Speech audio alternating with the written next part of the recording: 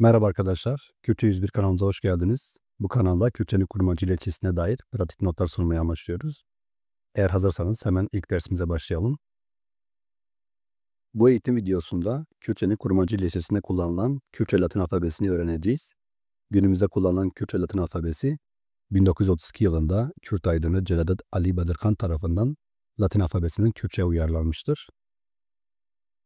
Kürtçe alfabede 31 harf ve bir diftong bulunmaktadır.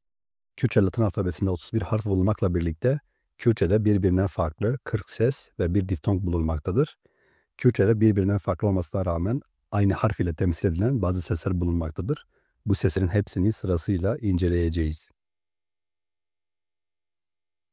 Kürtçe'de bir adet diftong ses bulunur demiştik. Kürtçe'de h ile ve ünsüz harfleri yan yana geldiğinde tek bir ses oluşturur ve tek bir sesmiş gibi okunur. Bu ses olayına Kürtçe'de pevdenk, literatürde ise diftong denir. Yani kelime içinde iki bitişik ünsüz sesi birleşip tek bir ses olarak okunur. Bundan sonra h ve birleşimi duyduğunuzda tek bir boğa sesi olarak çıkarıldığını hatırlayın. Örneğin huada, hue, huaza, dıhue. Bu ifadelerde h ile ve yan yana gelip tek bir ses olarak telaffuz edilir. Dikkat ederseniz Türkçe'de böyle bir ses yok. Kürtçe'de bu hu özel bir boğa sesi olarak çıkar. Yeniden telaffuz edecek olursak huada, hue, huaza, dıhue.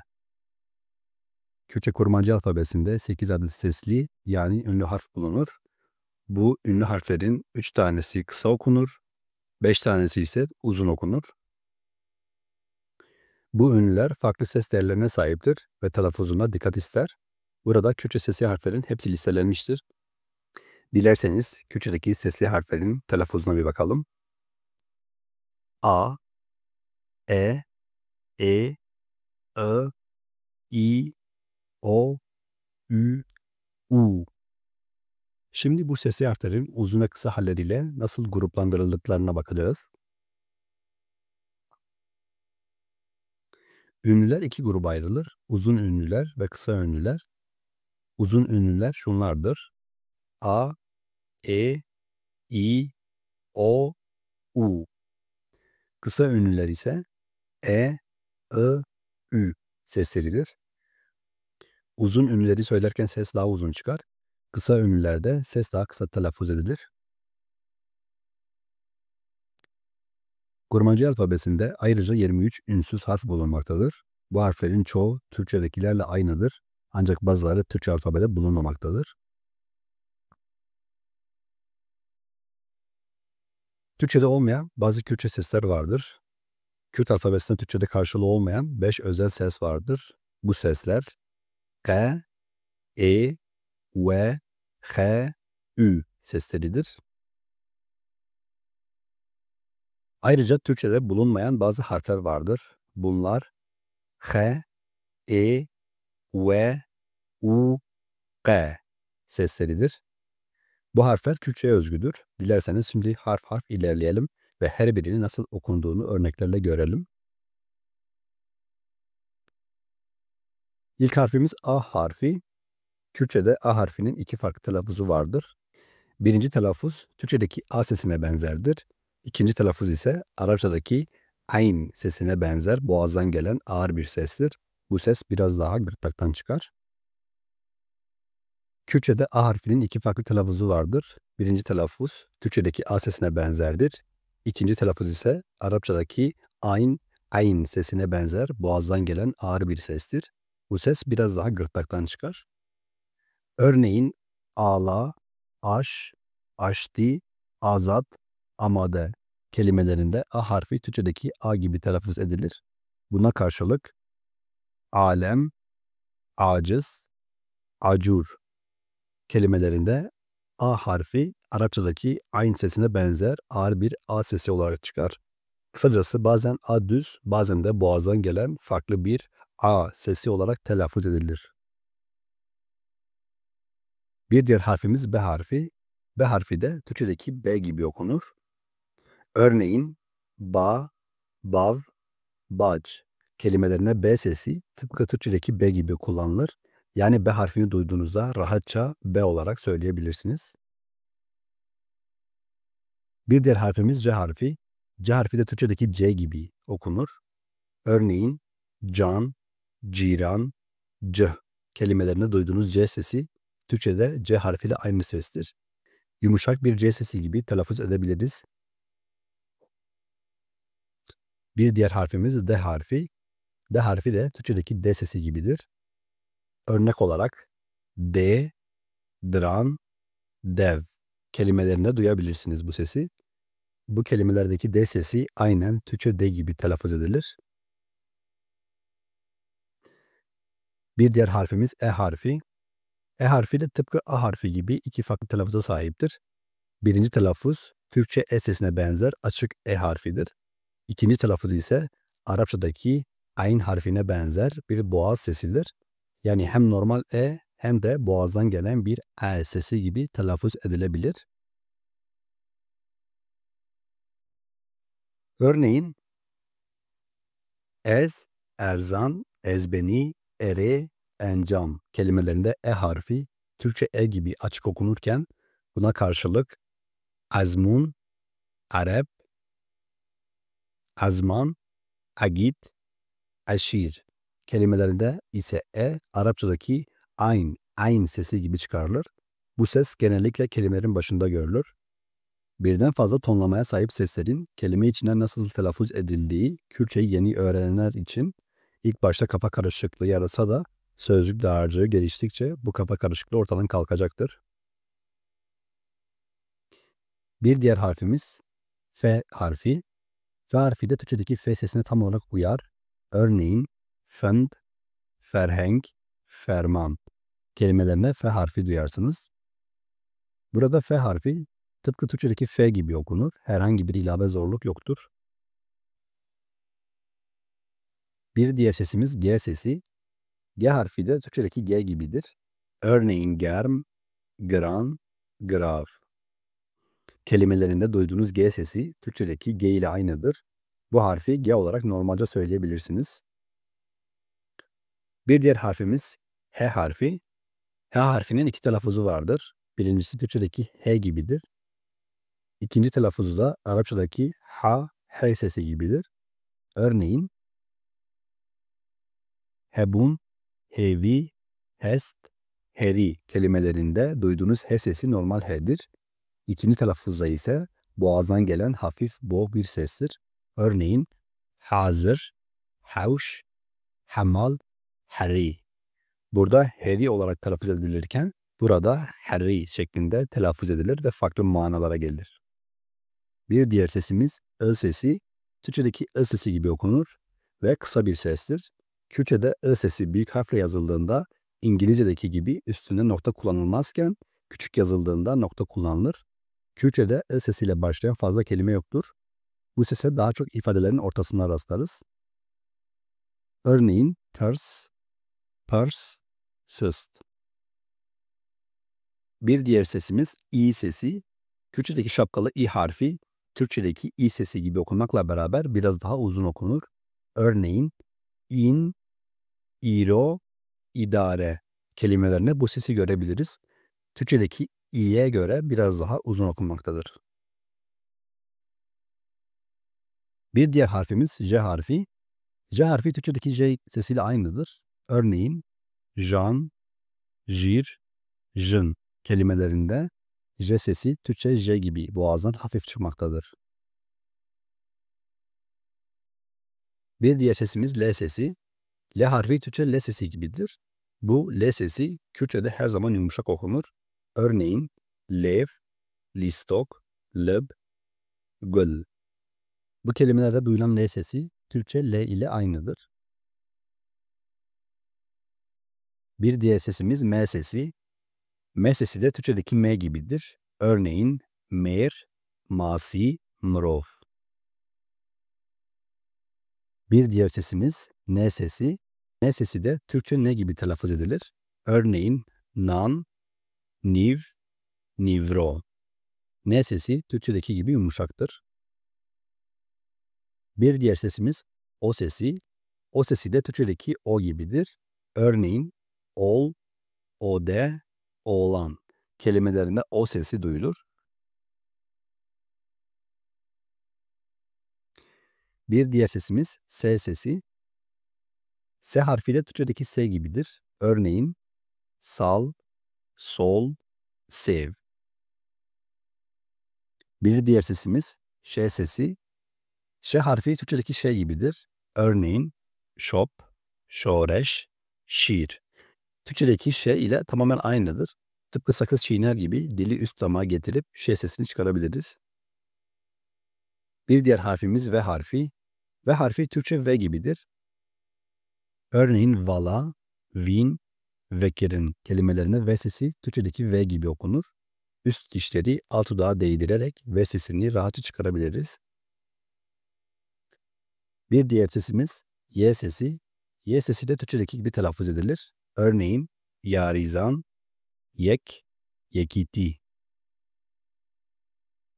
Bir diğer sesimiz Z sesi. Z sesi de yine Türkçedeki Z gibi okunur. Zipek, zer, zarok. Türkçedeki Ç, K, P, T harflerinin soluklu sert veya soluksuz yumuşak olmak üzere iki tonu vardır. Bunların soluklu sert tonlamaları Türkçedeki Ç, K, P, T sesi gibidir. Soluksuz yumuşak tonlamalarının ise Türkçede karşılıkları yoktur. Bu harflerin soluksuz yumuşak tonlamaları Kürtçe'ye özgü tonlamalardır. Türkçedeki gibi soluklu, sert grubunda olan Ç, K, P, T sesleri telaffuz edilirken elimizi ağzımıza yakınlaştırdığımızda nefesimizi hissederiz. Soluklu, sert grubundaki bu sesleri telaffuz ettiğimizde önlerine bir H harfi varmış gibi telaffuz ederiz. Ancak Kürtçe'ye özgü olan soluksuz, yumuşak tonlamalarını telaffuz ederken elimizi ağzımıza götürdüğümüzde nefesimizi hissetmeyiz. Soluklu, sert tonlamalarına örnek verecek olursak çağır, çıl, çun. Soluksuz yumuşak tonlamaya örnek verecek olursak cav, cia, cem. Cav, cia, cem. T harfi için soluklu sert tonlamalarına örnek verecek olursak ker, ker, ken. Soluksuz yumuşak tonlamalarına örnek verecek olursak gor, gund, gani. Gor, gund, gani. B harfinin soluklu sert tonlamalarına örnek verecek olursak par, per, pır. P sesinin soluksuz yumuşak tonlamasına örnek verecek olursak bench, bari, belav. T sesinin soluklu sert tonlamasına örnek verecek olursak tas, tevn, tor. Soluksuz yumuşak tonlamasına örnek verecek olursak dari, deni, dir. Şimdi örneklerle bu harflere biraz daha yakından bakalım. Ç sesinin soluklu sert tonlamasına örnek verecek olursak çar, çun, çar, çun. Soluksuz yumuşak tonlamasına örnek verecek olursak cav, cem, cav, cem. K'nin soluk tonlamasına örnek verecek olursak ker, soluksuz tonlamasına örnek verecek olursak ger, ker, ger, ker, ger, ker, ger. Burada ker eşek demek iken ger sağır demektir. Ker bıçak demek iken ger fayda yarar anlamında kullanılmaktadır. B sesi için soluklu ve soluksuz örneklere bakacak olursak par, bar, par, bar, par, bench, bench. T sesi için soluklu ve soluksuz örneklere bakacak olursak ta, da, ta, da, tu, du, tu, du, tu. Bir diğer harfimiz R sesi, R harfi. R harfinin de Kürtçe'de vurgusuz ve vurgulu olmak üzere iki farklı tonu vardır. Vurguluda iki R sesi telaffuz ediliyormuş gibi seslendirilir. Pır, pır, pır, pır. Gır, gır. Gıran, gırran. Bir diğer sesimiz H sesidir. Kürtçe özgü olan H harfi boğazdan gelen hırıltılı H sesidir. Türkçe'de bu ses yoktur. Arapçadaki H sesine benzerdir. Örneğin hort, tah, ahin, ahur. Bu ifadelerde hırıltılı boğaz sesini görebiliyoruz. Arapçada reyn sesiyle telaffuz edilen ve Kürtçe'ye geçmiş bazı ifadeler de yine Kürtçedeki H sesiyle telaffuz edilir ve H harfiyle yazılır. Bu ifadeler bazı yörelerde hezal, aha, harip şeklinde telaffuz edilirken bazı yörelerde gazal, aga, garip şeklinde telaffuz edilebilmektedir. Bir diğer sesimiz G sesi. Bu ses Türkçe'de bulunmamaktadır. Örneğin genç, takin, rak kelimelerinde K harfi duyulur. Arapçadaki kaf, kaf sesi gibidir. Bir diğer sesimiz V sesi. V sesi Türkçe'de bulunmayan bir sestir. Arapçadaki vav, vav sesiyle aynıdır. İngilizce'deki W sesine yakındır. Kürtçe'de bu ses telaffuz edilirken dudaklar birbirine değmeden öne doğru yuvarlanarak çıkarılır. Örneğin velat, kalev, avaz. Kürtçe'de V ile V sesleri birbiriyle karıştırılmamalıdır. V sesi dediğimiz gibi Arapçadaki vav, vav sesi gibi telaffuz edilirken V sesi ise Türkçedeki V sesi gibi telaffuz edilir. Örneğin van, ava, vır, ev ifadelerinde V sesini duyarken van, ava, vır, ev ifadelerinde ise V sesini duyarız. Vav sesi telaffuz edilirken dudaklar birbirine değmeden öne doğru yuvarlanarak çıkarılır. V sesi telaffuz edilirken ise Türkçedeki V gibi üst dişler alt dudağa değdirilerek çıkarılır. Kürtçe'ye özgü bir diğer sesimiz ise E sesidir. Şapkalı E gibi yazılır. Bu ses telaffuz edilirken dil ucu alt arka dişlere değdirilerek telaffuz edilir. Örneğin ezing, ter, şer. Ezing, ter, şer ifadelerinde E sesini görebilmekteyiz. Bu uzun ses Türkçedeki E sesiyle karşılaştırılınca biraz daha vurgulu hissedilir. Kürtçede E ve E sesleri birbirinden farklı seslerdir. E sesi telaffuz edilirken dil ucu alt arka dişlere değdirilerek uzun telaffuz edilirken E sesi Türkçedeki E sesi gibi okunur. Aşağıdaki örneklerle bu iki ses arasındaki telaffuz farkı daha iyi anlaşılacaktır. Örneğin ezing, ez, ter, der, şer, şer ifadelerinde E ile E arasındaki farkı bariz bir şekilde görebilmekteyiz. Bir diğer sesimiz U sesi. U sesi, şapkalı U sesi Türkçedeki U gibi okunurken biraz daha uzatılarak okunur. Örneğin buk, kur, şur ifadelerinde U sesini, uzun U sesini görebilmekteyiz. Kürtçe'ye özgü bir diğer sesimiz Ü sesidir. Bu ses Kürtçedeki V ile E sesinin birleşiminden doğan telaffuza yakın bir şekilde seslendirilir. Örneğin günd, gör, kürt, kürt seslerinde kısa Ü sesini görebilmekteyiz. Kürtçe'de en çok karıştırılan seslerden ikisi de U ve Ü sesleridir. Dediğimiz gibi şapkalı U, Türkçedeki U gibi ama daha uzun okunurken Ü sesi daha kısa telaffuz edilir ve V ile I seslerinin birleşiminden doğan ses gibi telaffuz edilir. Örneklere bakacak olursak buk, kur, şur.